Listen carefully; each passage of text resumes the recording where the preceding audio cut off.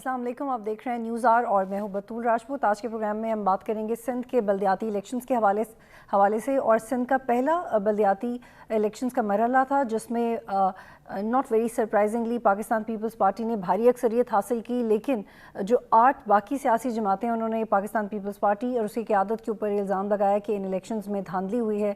बल्कि अगर आप वसीम अख्तर के कल से लेकर आज तक के बयान देखें तो वाज़ेह तौर पर कहते हैं कि हमारे वोट अब चोरी नहीं किए जाने चाहिए। ये सब उन्होंने नहीं कहा, बल्कि GDA, JUIF वो जमातें जो इस वक्त पाकिस्तान पीपल्स पार्टी और PMLN को सेंटर के अंदर भी मदद करी, उनके अलावा इनकी हुकूमत खड़ी नहीं रह सकती। उन तमाम जमातों की तरफ से ये एतराज़ सामने आया कि वो इन इलेक्शंस को कबूल नहीं करते। आज के प्रोग्राम में इस हवाले से बात करेंगे कि अगर पहले मरहले पे ही इतनी कन्फ्यूजन है और एक तरफ पाकिस्तान पीपल्स पार्टी और MQM के जो ताल्लुकात हैं वो रुके हुए हैं लोकल बॉडीज़ की लेजिस्लेशन के हवाले से, तो मामलात आगे कैसे बढ़ेंगे। आज हम इस हवाले से भी बात करेंगे कि चाइना के अंदर एक बहुत अहम समिट कंडक्ट की जा रही है, ब्रिक्स डायलॉग, जिसमें पाकिस्तान को इन्विटेशन तो दिया गया था, लेकिन रिपोर्टेडली फ़ॉरेन ऑफिस के मुताबिक ये कहा गया है कि भारत की तरफ से प्रॉबेबली वो इन्विटेशन रोक दिया गया है। यहाँ पे इस वक्त सबसे अहम सवाल ये पैदा होता है कि ऐसी समिट जो कि चाइना के अंदर होस्ट हो रही है, जिसका होस्ट चाइना है और पाकिस्तान उसका इस वक्त सबसे बड़ा स्ट्रैटेजिक पार्टनर है रोड और बेल्ट इनिशिएटिव के हवाले से, और इसके बावजूद CPEC के कॉन्टेक्स्ट में भी चाइना पाकिस्तान को किस तरह से नज़रअंदाज कर सकता है, तो ये एक्चुअली स्टोरी क्या है। और एट द सेम टाइम इस हवाले से भी बात करेंगे कि वज़ीर-ए-आज़म शहबाज शरीफ ने कहा है कि NAP के हवाले से जो सूबों का किरदार है उसमें इतना काम नहीं किया गया। 2014 में APS के अटैक के बाद NAP के हवाले से काम करना शुरू किया गया था, तमाम इंटेलिजेंस एजेंसीज़ को एक अम्ब्रेला के अंदर लाया गया था और सूबों के किरदार को डिफ़ाइन किया गया था कि सिक्योरिटी के हवाले से आपने किस तरह के रिफॉर्म्स करने हैं, आपने सिलेबस से लेके मदरसा से लेके कौन से रिफॉर्म्स करने हैं जो अब तक नहीं हुए, वो रिफॉर्म्स क्यों नहीं हुए, ये काम 3.5 ईयर्स में क्यों रुका, और अब शहबाज शरीफ साहब क्या NAP में ऐसा कर सकते हैं कि सूबों के किरदार को मज़ीद बढ़ाया जा सके, ख़ास तौर पे इस ज़मीन में जब FATF में ग्रे लिस्ट से पाकिस्तान निकल रहा है, और कौन सा किरदार है जो सूबे अदा कर सकते हैं।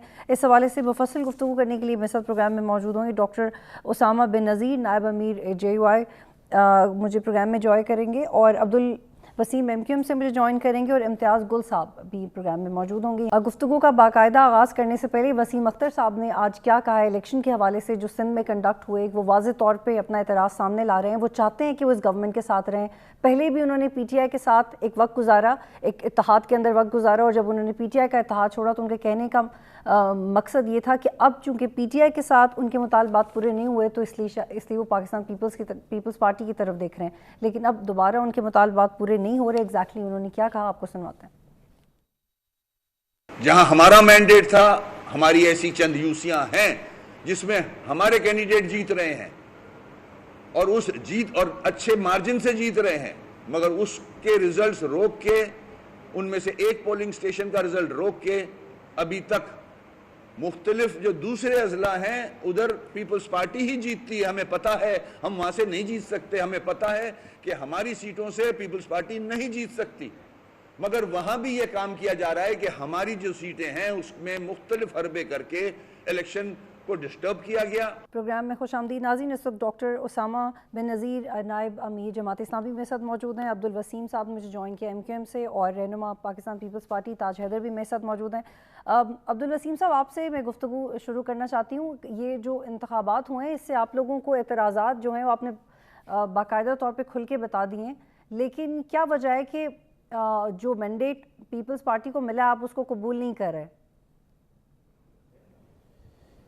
देखें, हम ये तस्लीम करते हैं कि पीपल्स पार्टी का वोट सिंध में है, लेकिन ये कि सब जगह वोट नहीं है। जहाँ जहाँ ये प्रॉब्लम्स हुई हैं, लाजमी बात है कि पीपल्स पार्टी का वोट नहीं था, कहीं GDA का वोट भी था, कहीं MQM का वोट भी था, कहीं दीगर और लोगों के वोट भी थे। लेकिन पाकिस्तान पीपल्स पार्टी ने जिस तरह बदमाशी की है, जिस तरह जुल्म किया है, जिस तरह लोगों को मारा पीटा है, बॉक्स उठा कर ले गए हैं, बैलेट बॉक्स जो है वो छीन लिए गए, और उसके अलावा जो है फिर अब तक जो है वो वहाँ पर जो है प्रिजाइडिंग ऑफिसर तक जाकर जो है मैनेज कर रहे हैं। अभी भी मेरे पास एक इतला आई है कि जी मीरपुर ख़ास में एक UC जो हम जीत चुके हैं उसका रिज़ल्ट भी हमें दे दिया गया है, लेकिन अभी बुलाकर जो है RO ने वो रिज़ल्ट ही तब्दील कर दिया है। تو یہ وہ چیزیں ہیں جو سوالیہ نشان بن رہی ہیں ہمارے اوپر بھی اور ہمارے اتحاد کے اوپر بھی. پھر سب سے زیادہ الیکشن کمیشن پہ یہ سوال آتا ہے کہ یہ سب کچھ ان کے ہوتے ہوئے، ان کے موجود ہوتے ہوئے بھی یہ سب کچھ ہو رہا ہے، اور جو کچھ کل ہوا وہ کسی سے ڈھکا چھپا نہیں، سب کے سامنے موویاں موجود ہیں، چھینا جھپٹی موجود ہے، ٹھپے لگاتے ہوئے موجود ہے. وہاں پر پولیس جو ہے وہ بیلٹ باکس اٹھا کر لے کے جا رہی ہے، پریزائڈنگ افسر کیا کر رہا ہے، الیکشن کمیشن کیا کر رہا ہے. یہ سب وہ سوالات ہیں جو جنم لیا اور تمام پارٹیوں کے ساتھ وہاں ایسا ہوا.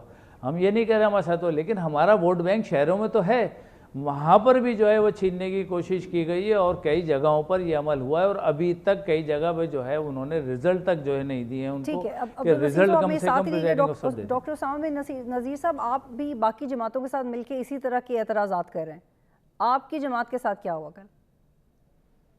دیکھیے، بسم اللہ الرحمن الرحیم. دیکھیے، یہ جو مسئلہ ہے انتخابات کا، اس دفعہ کے بلدیاتی انتخابات میں تو ہمارے اس انتخابی ناٹک کا اصل چہرہ اور زیادہ کھل کر سامنے آ گیا ہے.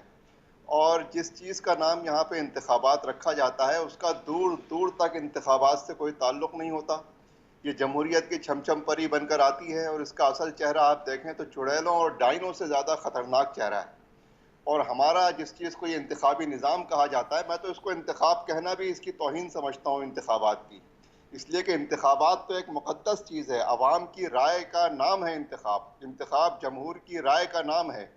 لیکن یہاں ایسی کوئی چیز نہیں ہوتی، اور بنیادی طور پہ ہمارے انتخابی نظام کو اسٹیبلشمنٹ اور جاگیردار طبقے نے کمپلیٹلی ہائی جیک کر لیا ہے اس کو. اور یہاں رائے عامہ یا جمہور کی رائے کا کوئی احترام نہیں ہے. اور احترام کیسے ہو؟ جمہور کا ہی احترام نہیں ہے تو جمہور کی رائے کا احترام کون کرے گا؟ جس جمہور کے پاس غلامی کے علاوہ اپنے پاس کچھ بھی نہ بچا ہو، جو طرح طرح کے سماجی اور ریاستی اور معاشی پریشرز کے اندر ایک بدترین پست ترین زندگی گزار رہے ہوں، ان کے اوپر آپ انتخابات کا یہ ڈھونگ مسلط کرتے ہیں. لہٰذا وقت کے ساتھ ساتھ اس کو بے نقاب ہونا تھا. میں سمجھتا ہوں مزید بے نقاب ہوا ہے. البتہ یہ بات جو ہمارے وسیم صاحب نے کہی کہ ہمارا تو شہروں میں ووٹ بینک تھا، بلکہ مگر میں یوں کہوں کہ دیہی علاقوں میں پہلے جاگیردار طبقے کا تسلط تھا، اور شہری علاقوں میں ان شہری فاشسٹوں کا قبضہ تھا. تو اب جو جاگیردارانہ پیش قدمی ہے وہ اب شہری علاقوں کی طرف ہو رہی ہے. اور سندھ چونکہ پیپلز پارٹی کو اسٹیبلشمنٹ نے ٹھیکے پر دے دیا ہے، لہٰذا وہ سیاہ کریں سفید کریں کوئی پوچھنے والا نہیں ہے. اور اب شہری علاقوں کے اندر بھی انہوں نے ان تمام آرمز کا تفرق کر دیا ہے. جی تاج حیدر صاحب، آپ نے باقی مہمانوں کی بھی رائے سنی، آپ نے کیا مینج کیے ہیں کل کے لوکل باڈیز کا پہلا مرحلہ؟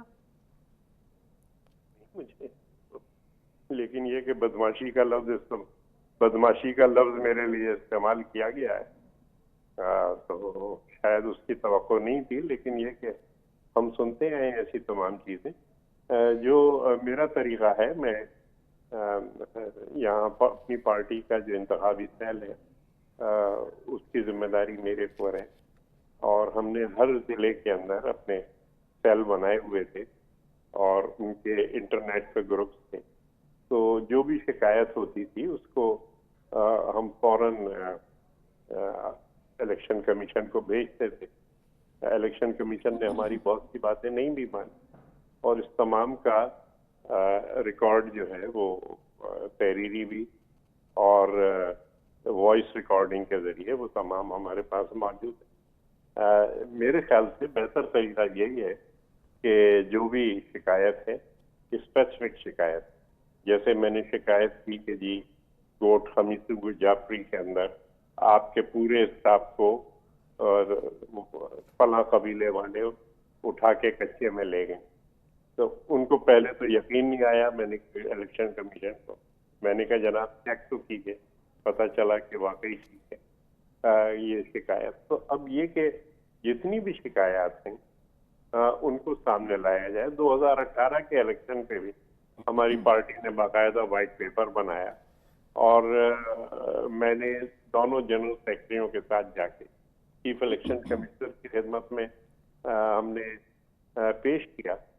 تو یہ شکایات جو ہیں یہ ہوں جا کے، اور جہاں جہاں بھی کسی نے کوئی زیادتی کی ہے، پولیس کا ہو، ہماری پارٹی کا ہو یا کوئی بھی ہو، تو اس کے خلاف کارروائی کی جائے۔ لیکن تاج حیدر صاحب یہ کیسا حسن اتفاق ہے کہ جس نے بھی کوئی بھی شرارت کی ہے وہ پولیٹیکلی آپ کی فیور میں ہی جا رہا ہے؟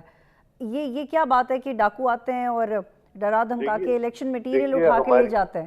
ہماری طرف سے بھی بہت سی شکایات ہیں ہر چند کی، یہ پہلی دفعہ میں سن رہا ہوں کہ الیکشن میٹیریل اٹھا کے کوئی لے گیا تھا۔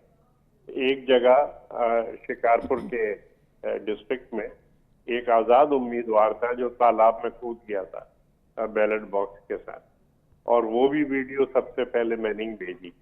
تو اب جتنی بھی بڑا آسان طریقہ ہو گیا ہے کہ کوئی بھی ویڈیو لے سکتا ہے اور ویڈیو کے اندر ان اشخاص کی نشاندہی اور شناخت بھی کرنی ہے۔ تاج حیدر صاحب ایک ویڈیو علی زیدی صاحب بھی سامنے لے کے آ رہے ہیں کہ کس طرح سے مینیپولیٹ کر رہے ہیں الیکشنز کو۔ نہیں، یہ الیکشن کمیشن کو کہا جائے تو بہت مناسب ہو، میں تو الیکشن کمیشن کو ہی کہتا ہوں۔ ٹھیک ہے، اب عبدالوسیم صاحب مجھے بتائیے گا کہ لوکل باڈیز کے حوالے سے جو لیجسلیشن کو لے کے کہاں پہ معاملہ رکا ہوا ہے، وہ کیا کنفیوژن ہے؟ جو 18 نکاتی ایجنڈا تھا اس میں تو آخری نقطے میں آپ لوگ نے یہ کہا تھا کہ دونوں جو بھی پارٹیاں کریں گی قانون کے مطابق کریں گی، لیکن یہاں پہ تو کچھ ایسا ہوتا ہوا نظر نہیں آ رہا۔ دیکھیں بالکل ایسے ہی ہے جیسے آپ کہہ رہی ہیں، لیکن آپ یہ دیکھیں کہ ہم نے مطالبہ کیا تھا کہ پہلے جو کیا کہتے ہیں مردم شماری ہے اس کو پراپر کر لیا جائے، اس لیے کہ مردم شماری آدھی گنی گئی ہے تو آدھی ہی ڈیلیمیٹیشن ہوئی ہے، اور ڈیلیمیٹیشن جو کی گئی ہے اس پر بھی ہمیں شکایت یہ تھی کہ وہاں پر جو ہے وہ اپنی مرضی کی کانسٹیٹوئنسیاں بنائی گئی ہیں، اپنی مرضی کے ووٹر وہاں ڈالے گئے ہیں تاکہ وہ یوسیز ان سے بلانگ کر سکیں اور ان کے پاس جا سکیں۔ یہ ساری چیزیں ہم نے الیکشن کمیشن کو دیں، الیکشن کمیشن نے اس پر کوئی فیصلہ نہیں کیا، پھر ہم یہ لے کر کورٹ گئے۔ کورٹ میں ہم نے وہ تمام ثبوت جو موجود ہیں ہمارے پاس، آج بھی موجود ہیں، اگر آپ کہیں گی تو ہم اب تک بھی جو ہے فراہم کر دیں گے، وہ تمام ثبوت ہمارے پاس موجود ہیں اور ہم نے وہاں پر جا کے ہائی کورٹ میں جو ہے پیش کیے، لیکن ہائی کورٹ بھی سننے کے باوجود بھی جو ہے انہوں نے جو ہے وہ فیصلہ ایسا دیا کہ جو متنازع تھا۔ تو میں سمجھتا ہوں کہ ہم سپریم کورٹ بھی جا رہے ہیں، لیکن میں یہ سمجھتا ہوں کہ اگر معاہدہ کر کے یا ورکنگ ریلیشن شپ قائم کر کے اس کو تسلیم کر کے اگر اس پر عمل درآمد نہیں کرنا، سپریم کورٹ نے ہمیں ورڈکٹ دی تھی 140A کی ہماری پٹیشن کو، انہوں نے وہ تمام چیزیں جو 140A کے تحت آتی ہیں وہ اس نے بتایا تھا کس کس طرح کرنی ہے، اور ہم سب نے طے کیا تھا اور سب نے بنا کر اس کو پیش بھی کر دیا، لیکن آج تک وہ 30 دن میں آنا تھا، لیکن آج 2 مہینے سے زیادہ ہو گئے، اس کو ابھی تک پیش نہیں کیا گیا۔ سب سے پہلا مطالبہ تو ہمارا یہی تھا، اس کے بعد بھی کئی چیزیں ہیں جو ورکنگ ریلیشن شپ میں آتی ہیں، لیکن ابھی تک کسی پر کوئی عمل نہیں کیا گیا۔ لیکن آپ نے تو دیکھا ہم کہ یہی آج کہہ رہے ہیں کہ آپ نے دیکھا کہ سندھ حکومت کی طرف سے ایک بس سروس کا آغاز کیا گیا، آپ کو ٹرانسپورٹیشن کے حوالے سے بھی کچھ فیسلٹیز چاہیے تھی، آپ سمجھتے ہیں کہ آپ کو پیپلز پارٹی کو تھوڑا وقت دینا چاہیے؟ نہیں بالکل ہم دینے کو تیار ہیں، ہم زرداری صاحب یا بلاول صاحب کے مشکور ہیں کہ ہم سب نے بیٹھ کر ایک چیز طے کی ہے، اور اس میں دیگر پارٹیوں کے سائن بھی ہیں کہ انہوں نے بیٹھ کر، لیکن یہ اوپر کی سطح پر تو بات چیت ہو رہی ہے اور بڑے اچھے انداز میں ہو رہی ہے اور کمٹمنٹ بھی ہو رہی ہے، لیکن جب ہم نیچے جاتے ہیں گراؤنڈ پر تو گراؤنڈ پر یہ سب چیزیں موجود نہیں ہیں کسی بھی شکل میں۔ ہم نے 12 مختلف انداز میں اس کو مینیج کرنے کی کوشش کی، مختلف منسٹرز کے ذریعے، لوگوں کے ذریعے، لیکن وہ نیچے جو میسیج ہے وہ اچھا نہیں ہے۔ وہاں پھر انہوں نے جو اپنی کارروائی کرنی تھی، جو کرنا تھا وہ کیا ہے۔ اب ہم مزید انتظار میں ہیں کہ چلیں آگے بڑھتے ہیں، اور کہ جی ہمیں سندھ کے جو مسائل ہیں، مشکلات ہیں، حالات ہیں، اکنامی نہیں ہے، اس کے بارے میں یہاں پہ ایک بریک لیتے ہیں، اس کے بارے میں مزید بھی بات کریں گے، اور جب بریک سے واپس آئیں گے تو ڈسکس کریں گے کہ الیکشن کمیشن نے ایم کیو ایم کی شکایات سننے کا فیصلہ کیا ہے، اور ایک ملاقات بھی طے کی گئی ہے۔ ایک بریک لیتے ہیں پھر واپس آتے ہیں۔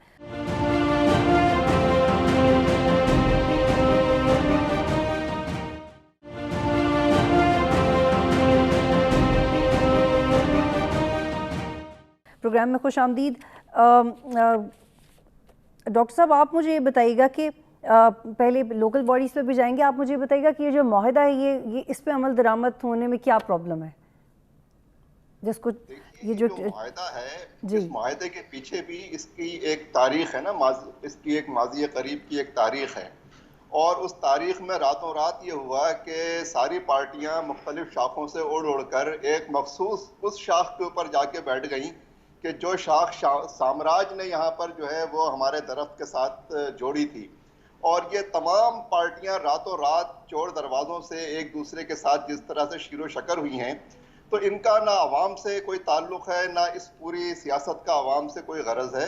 یہ تو سارا کوئی اور ہی ایجنڈا ہے اس ملک کے حوالے سے، اور ملک کو اس وقت سنگین جو ہے وہ سوالات کا سامنا ہے. لہٰذا یہ جو یہاں پہ سندھ میں یہ پورا عمل ہو رہا ہے اچانک، مطلب سوال آپ نے یہ سوال کبھی نہیں اٹھایا کہ اچانک راتوں رات ایسا کیا ہوا کہ بالکل ہم آہنگی پیدا ہو گئی؟ ایسی کیا چیز ہو گئی کہ جو دشمن تھے وہ دوست بن گئے اچانک دیکھتے ہی دیکھتے؟ تو اس کا کوئی جمہور سے، جمہوریت سے، عوام سے، عوامی سیاست سے، عوام کے مسائل سے، عوام کے دکھ درد سے اس کا کوئی تعلق نہیں ہے. یہ کچھ اور ہی کھیل ہو رہا ہے. اور جو خبریں آ رہی ہیں، سما ٹیلی ویژن نے تو اس کو چلا بھی دیا کہ فی صوبائی سیٹ 25 کروڑ روپے جو ہے وہ نوازے جا رہے ہیں ایم کیو ایم کو.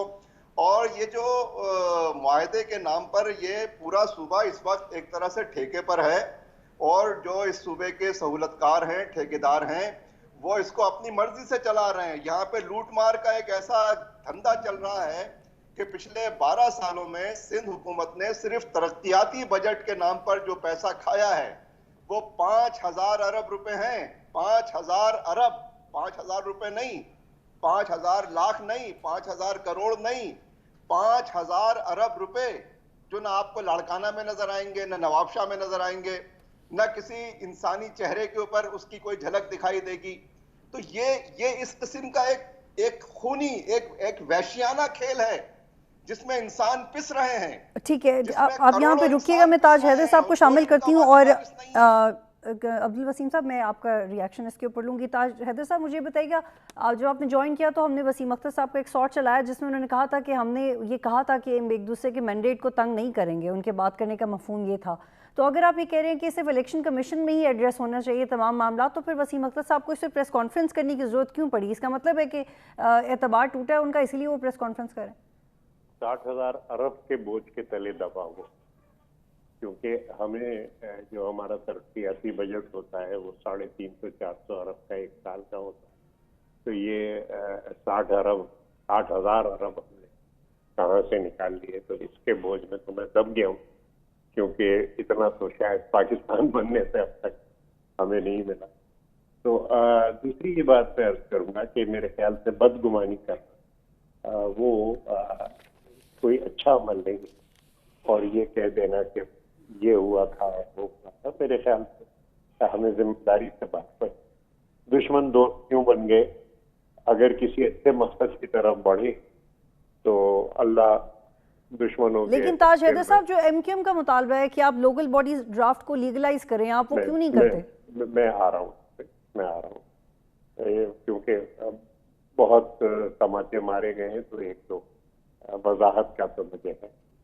اچھا، جو ایم کیو ایم کا آپ فرما رہے ہیں تو ایک تو تحریری معاہدہ ہے، لیکن اس تحریری معاہدے سے کہیں زیادہ بڑھ کے اخلاقی ذمہ داری، اور وہ میں یقین دلانا چاہتا ہوں کہ اگر ہمارے قائدین نے کچھ زبان دی ہے ہماری قیادت نے تو اس کی پاسداری کی جائے. آپ کی یہ جو شکایت ہے کہ نیچے جو منسٹرز وغیرہ کے لیول ہے اس پہ کچھ لیت و لال سے کام لیا جا رہا ہے، اس کو میں ذاتی طور پہ ٹھیک کرتا ہوں. آپ کو یاد ہوگا کہ میں خود محمود آباد کے مرکز حاضر ہوا تھا جنرل سیکرٹری سندھ کے ان کو لے کے اور پریزیڈنٹ کراچی سعید غنی کو لے کے، اور ہم نے مردم شماری کے مسئلے سے بات کی تھی. اور وہ تمام ریکارڈ، اعداد و شمار جس میں سے بہت سا پیش کیا گیا ہے کورٹ کے اندر، وہ میں نے آپ کی خدمت میں.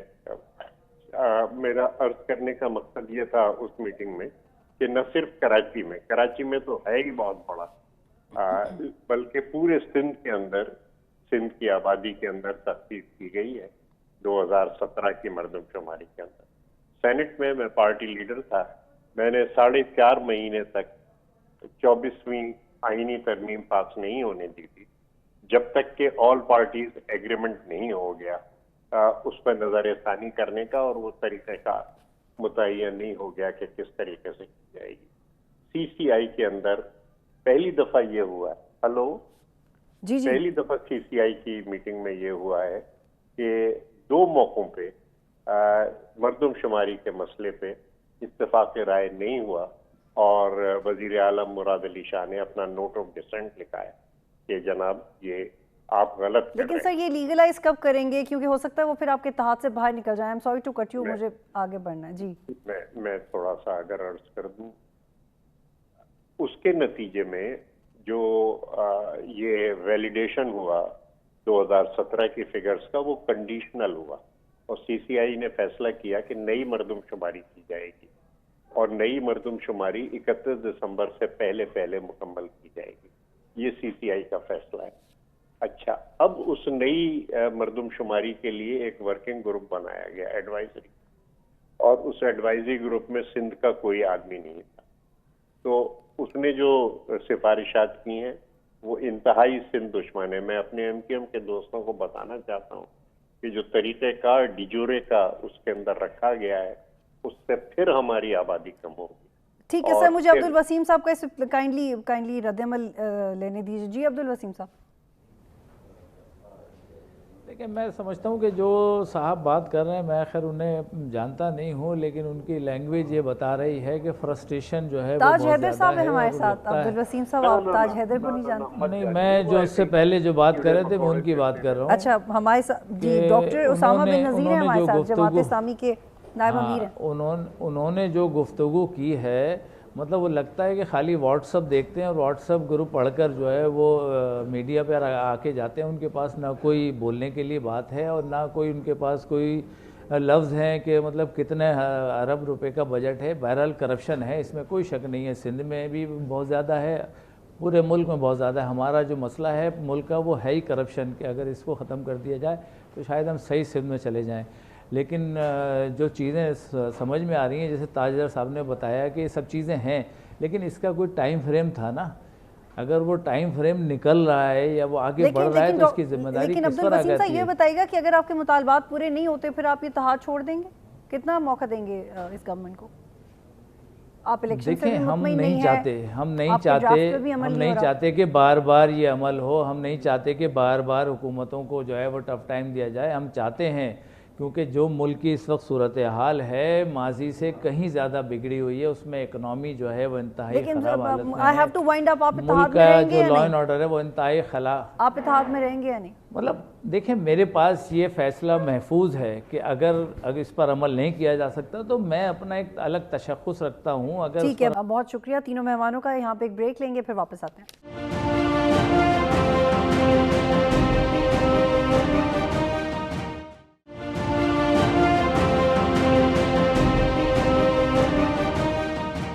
प्रोग्राम में खुशामदीद नाज़रीन। इस वक्त मुझे ज्वाइन किया इम्तियाज़ गुल साहब ने, जो पॉलिटिकल एनालिस्ट हैं। इम्तियाज़ गुल साहब, मुझे ये बताइएगा कि शहबाज शरीफ साहब ने ये क्यों कहा है कि सूबों को नैब के हवाले से अपना किरदार मज़ीद अदा करने की ज़रूरत है? जिन स्पेसिफिक रिफॉर्म्स की वो बात कर रहे थे वो क्यों नहीं की गई सूबों की तरफ से?